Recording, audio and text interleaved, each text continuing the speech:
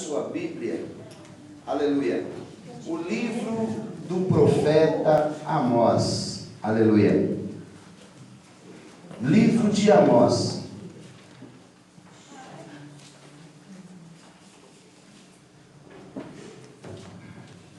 Amós capítulo 7. Que Deus nessa noite põe as tuas mãos para falar conosco. Amós capítulo 7, verso 1. Todos acharam, amém? Amém. Diz assim o versículo 1: O Senhor Jeová assim me fez ver, eis que ele formava gafanhotos no princípio do rebento da erva seródia, e eis que era a erva seródia depois da cega do rei. E aconteceu que, como ele tivesse comido completamente a erva de toda a terra, eu disse: Senhor Jeová, perdoa, como se levantará agora Jacó, pois ele é pequeno. Então o Senhor se arrependeu disso. Não acontecerá, disse o Senhor. Assim me mostrou o Senhor Jeová. Eis que o Senhor Jeová clamava que queria contender por meio de fogo, e consumiu o grande abismo, e também queria consumir a terra. E então eu disse: Senhor Jeová, cessa agora, como se levantará Jacó, pois ele é, aleluia, pequeno. E o Senhor se arrependeu disso. Nem isso acontecerá, disse o Senhor Jeová. Mostrou-me também assim, eis que o Senhor estava sobre um muro, levantado a prumo, e tinha um prumo na sua mão. Aleluia! E o Senhor me disse: que vê tu, Amós? E eu disse: um prumo. Então disse o Senhor: eis que eu porei o prumo no meio do meu povo, Israel, nunca mais passarei por ele. Mas os altos de Isaque serão assolados, e destruídos os santuários de Israel. E levantar-me-ei com a espada contra a casa de Jeroboão. Senhor meu Deus, neste momento nós estamos aqui para pedir a tua graça e misericórdia, que o Senhor venha falando conosco aqui nessa noite. Entra com providência, Jesus, porque tu és poderoso. Que o teu Espírito Santo abra o nosso entendimento aqui nessa noite e nos dê a tua graça, em nome de Jesus. Amém. Pode sentar, amados, e bate palmas bem alegres ao nosso Senhor e Salvador Jesus Cristo. Irmãos, eu quero com vocês aqui nesta noite procurar entender essa passagem, como sempre Deus agiu desta forma, desta maneira. São os meios que Deus tem para tratar com o seu povo. Nós vemos aqui, amados irmãos, para os irmãos entender, a Bíblia mostra que com a morte de Salomão, Roboão, filho de Salomão, ele dividiu o reino de Jerusalém em dois reinos, sendo Judá o reino do sul e Jerusalém o reino do norte. E o primeiro rei de Judá foi Roboão, e o primeiro rei de Jerusalém foi Jeroboão. E ambos dos dois era complicado, não faria o que Deus mandava. Eles viraram a servir ídolos, imagens de escultura. E isso diante de Deus é abominação. O Senhor Deus, Ele quer adoração para Ele, que é o responsável por toda a criação deste mundo e por tudo que você possa imaginar. Foi Ele quem, aleluia, construiu. Então nada mais justo de que adorar aquele Deus que é o responsável por tudo e que tem nas mãos a solução para qualquer tipo de problema que surgir, porque Ele criou e Ele tem condições de resolver. E a Bíblia diz aqui, amados, então, que Jeroboão estava vários altares de idolatria no lugar do altar do Senhor, e o profeta que habitavam em Jerusalém era mais ou menos assim, comia na mão do rei, o rei pagava, dava sua comida, então eles não se levantariam para profetizar. O reino de Judá, o povo do reino do norte não receberia o povo do reino do sul, porque eles estavam divididos. Então a palavra de Deus mostra aqui que Deus chamou um homem chamado Amós. Ele não tinha nenhum vínculo sacerdotal. A Bíblia mostra que Amós, ele era um boiadeiro, ele era um cultivador de sicômoro, ele era um homem lavrador. E Deus simplesmente vai até Amós e levanta Amós como profeta e manda Amós trazer essas 3 visões que Amós teve, que seria o julgamento de Deus, o juízo de Deus para o povo de Israel. O povo de Israel estava tranquilo, segundo a palavra mostra, eles comiam, bebiam, plantava, colhia, estava tudo certo, porque isso é o que acontece na vida do ser humano. Enquanto o ser humano está comendo, está bebendo, tem saúde, ele não se lembra e nem se preocupa com Deus.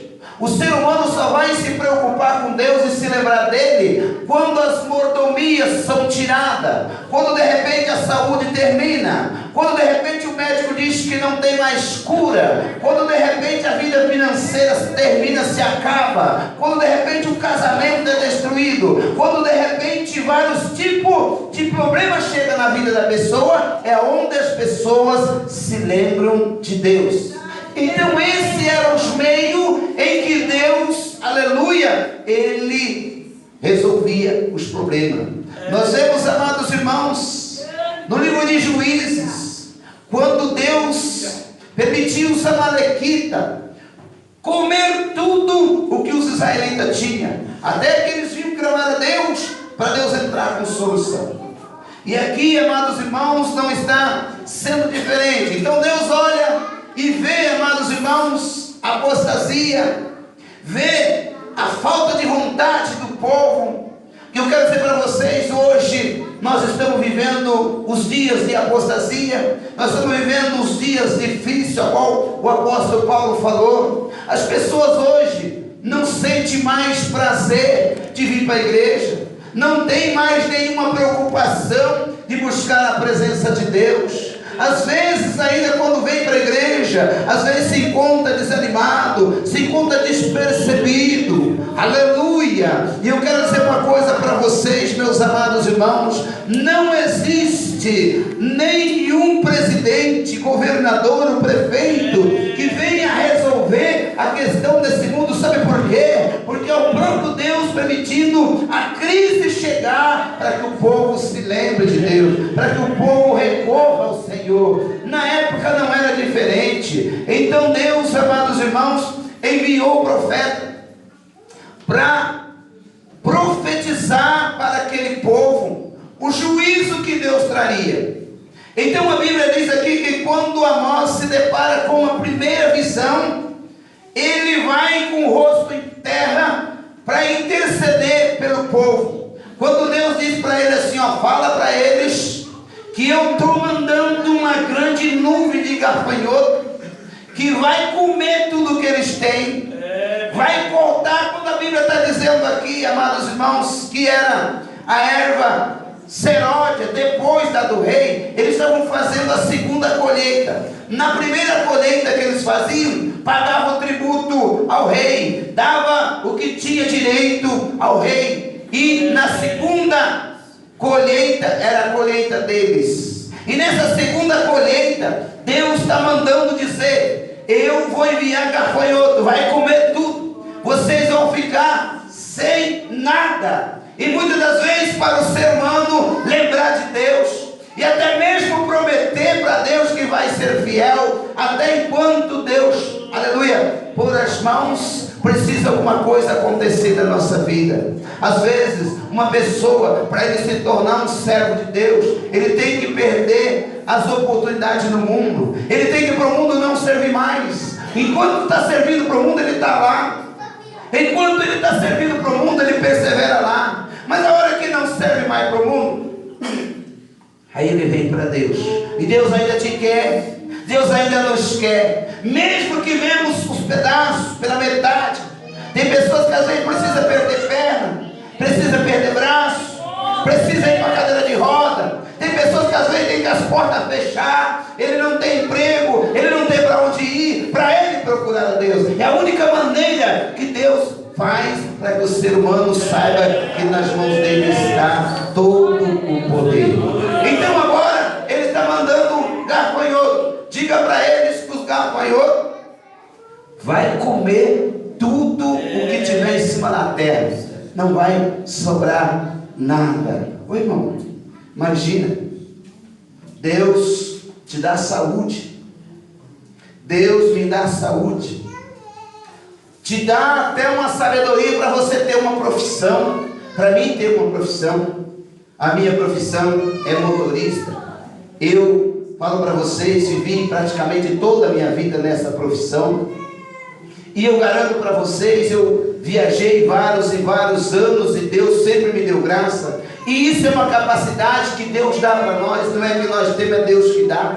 Outros têm profissão muito mais elevada, como por exemplo, amados irmãos, tem advogado, tem médico e outros tipos de profissão, e tudo é Deus que dá. Mas aí Deus fica tão feliz de levantar um homem profissional, e este homem que tem a profissão empina o nariz e diz assim, que eu tenho a profissão porque eu estudei, eu tenho a profissão porque eu aprendi, eu tenho a profissão porque eu sou bom, eu faço porque eu sou, não se lembra de Deus nem sequer um segundo, quanto mais um minuto. E aí então Deus permite as adversidades chegarem. Então é você que é bom? Tá, fecha a porta de emprego, acabou. Vai então com a tua bondade, quero ver onde tu vai. Você quer mais? Então eu te coloco em cima da cama, sem poder trabalhar, quero ver onde tu vai.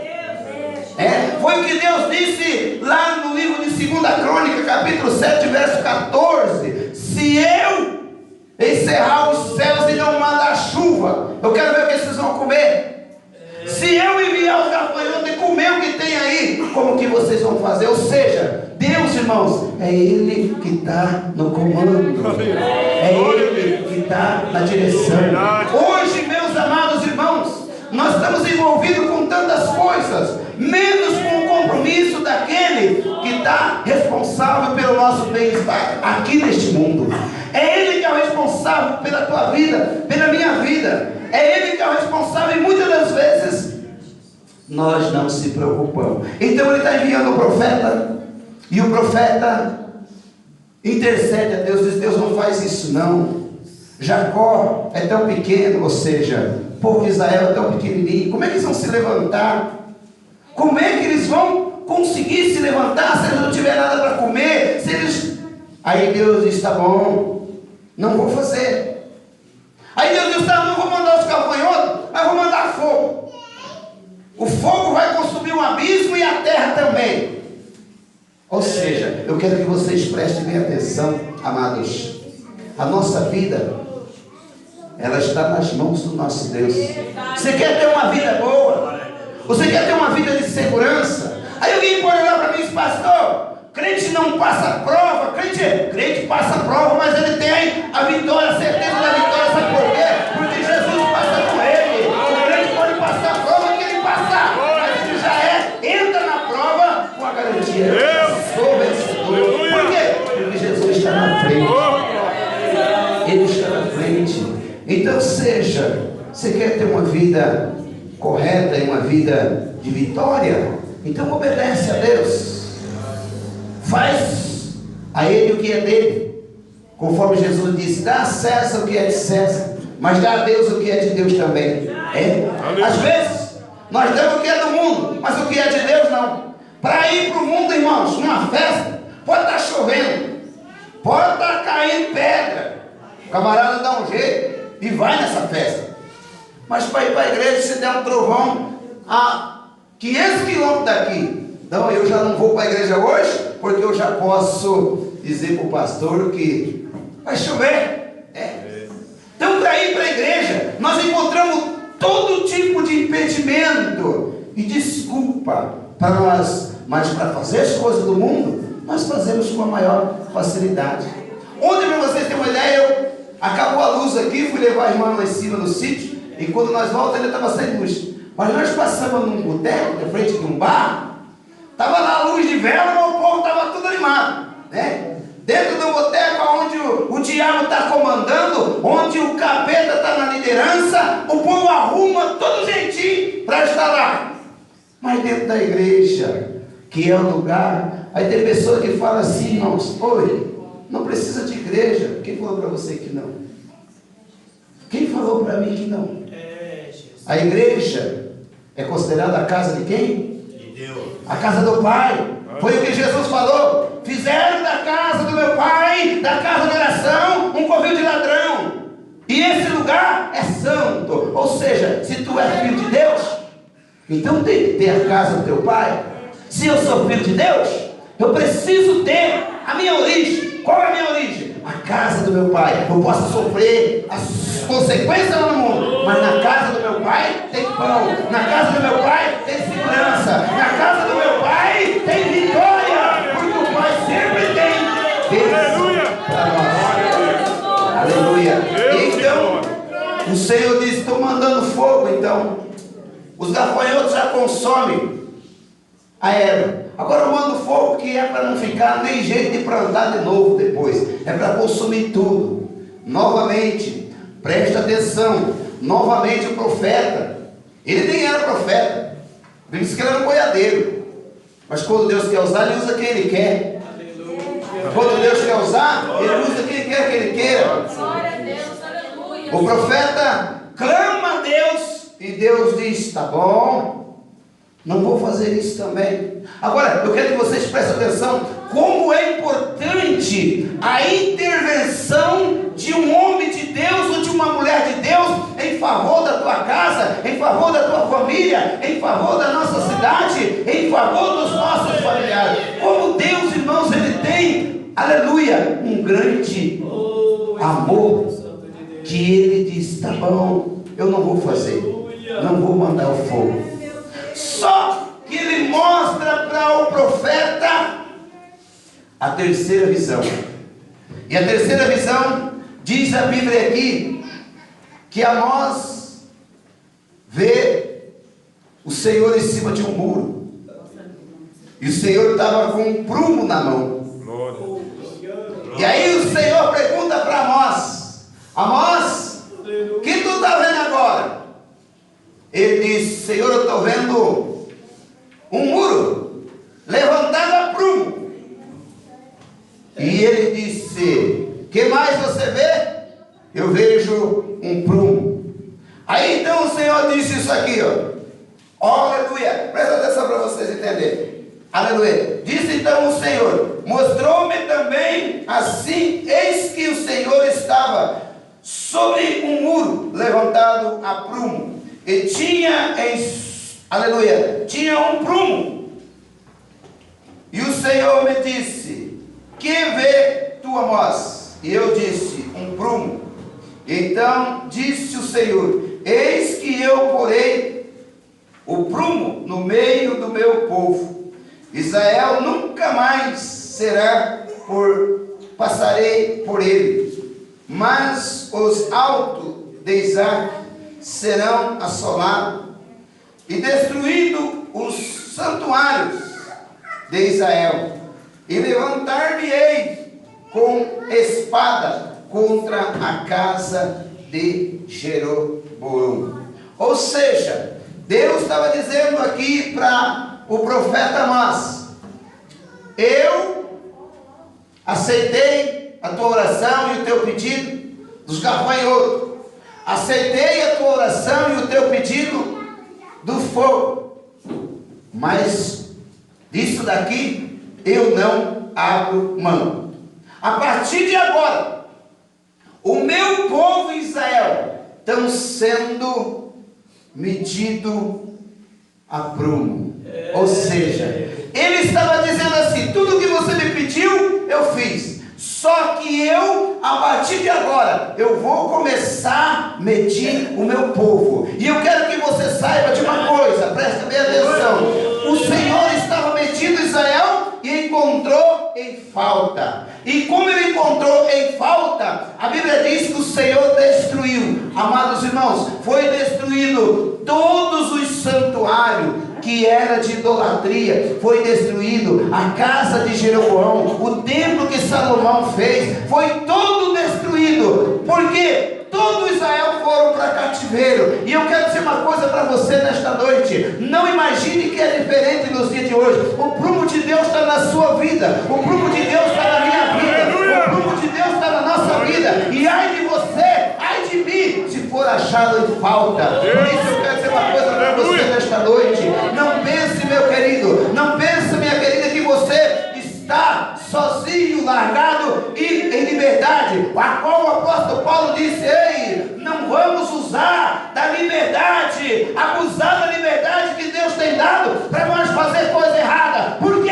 o prumo de Deus está sobre você, o prumo de Deus está sobre mim. Aonde quer que você vai, Ele está te medindo. O prumo dele está aqui, ó. Um pouquinho que você sai, o prumo já mostra que tu está fora. Um pouquinho que você sai, o prumo já mostra que você está fora. Os pedreiros, os construtores, eles sabem qual é, aleluia, qual é o trabalho de um prumo. O trabalho de um prumo é para manter uma parede no meio, de cima e embaixo. Pode ser de uma casa, pode ser de um muro. Então o trabalho do prumo é esse. E Deus estava dizendo que isso daqui Ele não tirava, isso daqui Ele não deixaria passar. Aleluia. O prumo de Deus está na vida do teu povo. Eu quero dizer uma coisa para você. Glória a Deus. Aleluia. Nunca compare, meu querido irmão, um homem de Deus com uma pessoa que não tem nada a ver com Deus. Porque a pessoa que não tem nada a ver com Deus, o prumo de Deus não quer dizer mais nada. Mas uma pessoa que tem compromisso com Deus, ele vive sob a restrição da palavra de Deus. Ele vive, aleluia, sob a liberdade do Espírito Santo. O homem de Deus, a mulher de Deus, tem um limite para ser obedecido. Muitas vezes, meus queridos, nós não podemos, aleluia, de forma alguma ultrapassar os limites. Por quê? Porque somos medidos. E quando você está sendo medido e é encontrado em falta, presta atenção, a ira de Deus, o juízo de Deus vai acontecer. Aqui está acontecendo exatamente isso. Deus está trazendo um juízo por causa da desobediência do teu povo. Eu quero que você preste atenção numa coisa. Tem gente, amados irmãos, que faz esse tipo de comparação. Porque fulano está indo bem, errado, eu também vou errar. Porque fulano está errando e está dando certo na vida dele. Mas eu quero que você saiba de uma coisa: o juízo de Deus, ele não começa lá de fora. O juízo de Deus começa de dentro da casa dele, de dentro da casa do Senhor. E o juízo de Deus é para nós primeiro. O povo lá de fora vai vir o julgamento deles mais tarde. Mas você e eu vivemos sob o prumo do Senhor. Ó, o que o pedreiro faz? Põe o tijolo, coloca o prumo para fora. Agora está reto, né? Deus faz a mesma coisa. Aleluia. Deus faz a mesma coisa conosco. Verdade. Aí você começa a sair um pouquinho fora. E ele vai fazendo isso aqui, ó. Bota, rapaz. Se ajeita. É, Deus de glória. Por quê? Porque ele tem o prumo. Então eu quero dizer uma coisa para você. Não estranhe como o apóstolo Pedro disse. Aleluia. Não estranhei a prova ardente que vem sobre vós. Como se fosse algo extraordinário. Mas essa prova vem para que o nome do Senhor seja glorificado. Para que vocês tenham a oportunidade de participar da aflição de Cristo.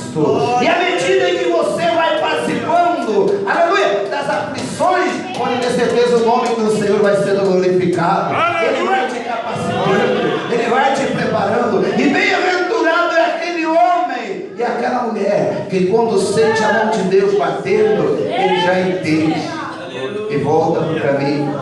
Aleluia. O salmista chegou a dizer assim, ó, que o cavalo, a mula, precisa de cabresto e de freio para ser dirigido. Mas o povo de Deus não pode ser assim. O povo de Deus tem que ter entendimento. O povo de Deus tem que entender. O povo de Deus é aqueles que têm que entender. Eu quero que você saiba de uma coisa. Você pode até estar saindo fora.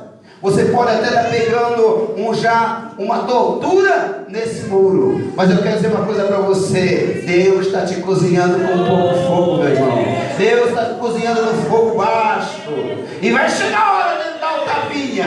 A hora dele dar a batidinha para voltar para o lugar. Essa hora dói. Essa hora muitas das vezes vai doer. Porque muitas vezes Ele permitiu já você chegar a um bom ângulo na tortura. E agora para voltar no lugar, presta atenção.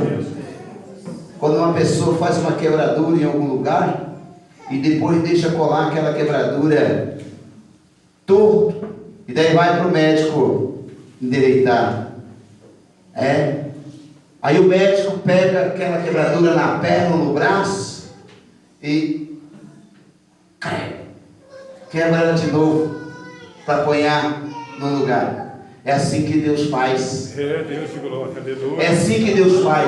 O prumo de Deus está sobre a minha vida, aleluia, mas está sobre a tua também. Glória. E a única maneira, meus amados, de Deus poder controlar o seu povo é dessa forma. Deus. Quando você vai saindo fora, pode ter certeza, às vezes Deus cria situações adversas para que o homem de Deus e a mulher de Deus ande sempre na direção.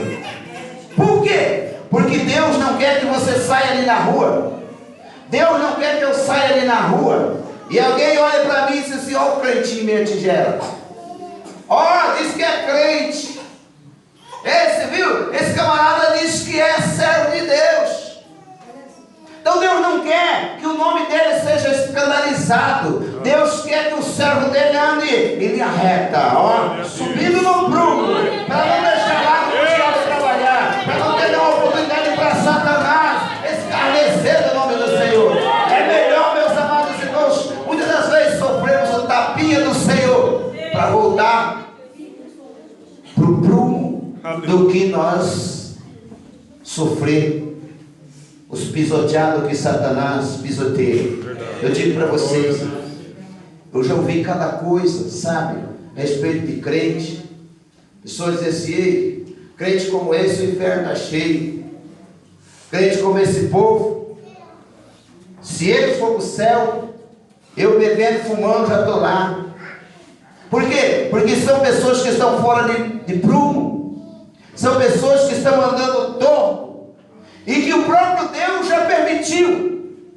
Por quê? Porque esse povo não quer me obedecer. Então ele está deixando o acerto para o final. Mas o servo dele, a serva dele, que tem o Espírito Santo de Deus na sua vida, basta sair um tiquinho assim fora, basta querer sair um pouquinho, o Espírito Santo já cobra. Nós já sentimos a cobrança de Deus, que é para nós voltar novamente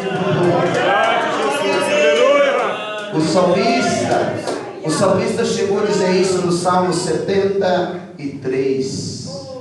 Meu Deus, os outros fazem tudo o que quer, eu não posso fazer nada, um pouquinho que eu vou sair e já vem a cobrança. Só de eu pensar, ele já me cobra. Aleluia. Glória a Deus. Por que, meu querido? Porque o Senhor disse que Ele corrige, Ele açoita, Ele castiga aqueles que são chamados filhos, aqueles que são filhos verdadeiros. Esses são castigados, esses são afligidos. Porque qual pai que não corrige o seu filho? Ele faz isso por milhão. Aleluia. Por isso eu quero dizer uma coisa para você: um homem e uma mulher que está andando fora da palavra de Deus e não sente nenhuma cobrança, precisa se converter de novo, precisa pedir a misericórdia de Deus, porque o Espírito Santo já está bem longe de você, o Espírito Santo já está bem longe dessa pessoa, porque quando o Espírito Santo está na nossa vida, irmãos, Aleluia. Glória. nós não conseguimos fazer nada de errado. Às vezes só de pensar em fazer alguma coisa que desagrada a Deus, já senti uma cobrança do Espírito Santo. Aleluia. Glória a Deus. Eu não sei como tem crente que anda por aí pelado. Eu não sei como tem crente envolvido no meio das coisas do mundo, até o pescoço, e diz que ainda é servo de Deus. Não é não. Pode ter certeza que não. Porque os que são servos de Deus, eles se envergonham dessas coisas. Os que são servos de Deus, ele teme ao Senhor. E a Bíblia diz que o homem e a mulher só desviam do mal pelo temor do Senhor, pelo temor que eu tenho no meu Deus. Por quê? Porque eu sei que eu vou sair um pouquinho e ele vai bater para me trazer de volta. Aleluia. Por isso eu quero que você saiba de uma coisa: a tua vida não vai dar certo, a minha vida não vai dar certo, se eu quiser servir a Deus e quiser fazer a minha própria vontade. Nunca vai dar certo. Para tudo dar certo na minha vida, eu preciso estar no centro da vontade de Deus. Confia no Senhor as tuas obras e os teus pensamentos serão estabelecidos. E a Bíblia mostra aqui, amados irmãos, os santuários foram destruídos de Efraim, Samaria, Betel, Gilgal e outros centros de idolatria. Foi todos destruídos. Aleluia. O templo de Salomão, todos destruídos, porque Deus entregou nas mãos do inimigo. Foram para cativeiro. Às vezes Deus permite você ficar nas mãos do inimigo para que você saiba a diferença de ser servo de Deus e escravo do diabo. Ser servo de Deus é uma coisa maravilhosa. Alguém que possa dizer: eu sou servo de Deus, ou seja, eu sou escravo, eu sou um servidor do meu Deus. Isso é tremendo. Mas alguém que é escravo do mundo, escravo do inimigo, já é totalmente diferente. Então é muito mais importante, irmãos, nós viver debaixo das ordens do Senhor. Um pouquinho que você quer sair, o Senhor bate para você voltar.